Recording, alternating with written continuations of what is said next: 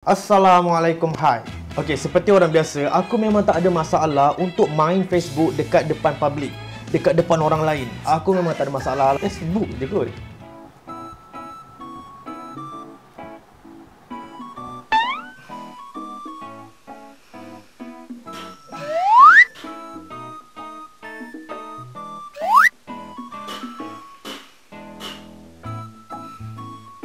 Tapi apa yang aku kisah ialah kena login. Dan setiap kali kalau aku nak type password, tak kisahlah Facebook ke, email ke, aku akan rasa seolah-olah macam takut, tak selamat. Tapi selalunya kepala aku akan overthinking lah. Aku rasa seolah-olah macam orang sekeliling aku ni memang teringin sangat nak hack aku.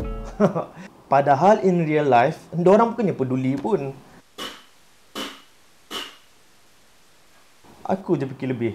Tapi itu baru dia jauh, okey-okey lagi lah. Ini kalau yang dekat-dekat, yang memang kita tengah buka Facebook, dia ada dekat sebelah kita ni.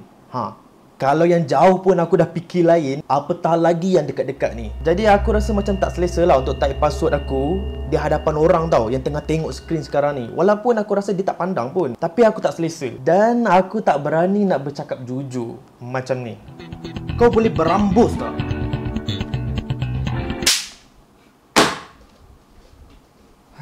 Lagi teruk jadi dia. Jadi aku akan cuba untuk gunakan cara yang lain, iaitu menggunakan satu pergerakan ni yang dinamakan pandangan. Kau boleh tak jangan. Okay, sorry. Seriously sangat berkesan kot. Normally aku selalu juga guna pandangan ni. Kalau ada budak kacau barang aku just pandang aja, diorang dah lari. Kalau ada orang sentuh aku just pandang aja, dia akan lepaskan. Dan yang paling aku selalu pakai setiap kali aku tengok TV ataupun kalau aku tengok wayang, bila ada orang bising kat belakang. Bila orang dengar, walaupun kita ni tak ada orang dengar pun itu.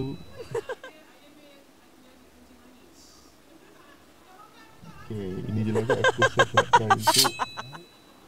Walaupun kadang-kadang tak berkesan juga sebenarnya.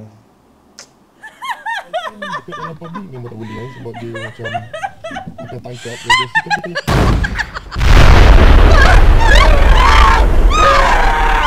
Jadi apa pandangan korang pula? Adakah korang ni memang seorang yang perahsia password ataupun korang memang tak kisah untuk orang tahu apa password korang? Kalau aku memang kisah lah. Dan satu benda lagi yang aku kisah ialah memasak. Beberapa minggu yang lepas aku telah di-tag oleh seorang kawan aku ni, seorang YouTuber juga, Mr. and Mrs. Ideal, untuk memasak cekodok. So untuk video kali ni kita akan masak cekodok kena lenyek bas. So kita nak tag Aman Wan, Miss Dorothy dengan Panda Merah. Seriously, aku sebenarnya sangatlah tak pandai masak. Dan aku rasa macam, alamak, macam mana ni nak buat tag ni kan. Dan aku cuba juga.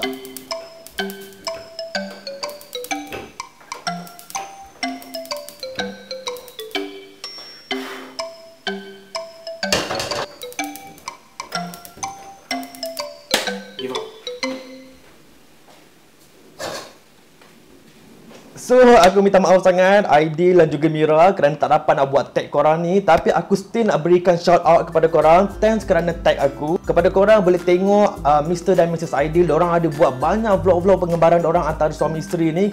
Cute couple gitu. Nak kalahkan Brad Pitt dan Angelina Jolie. Aku ada letak link dia dekat bahagian description. Jadi mesti subscribe dan tengok. Dan kepada yang lain, aku ucapkan terima kasih kerana menonton vlog ni. Dan aku harap korang terhibur. Like, share dan juga berikan thumbs up. So kita akan berjumpa pada minggu hadapan di hari yang sama, hari Jumaat. Jumpa lagi.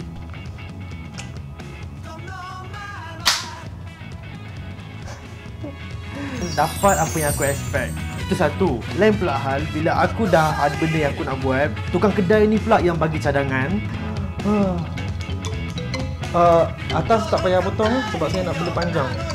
Sikit saja. Tak. Kau boleh berambus tak?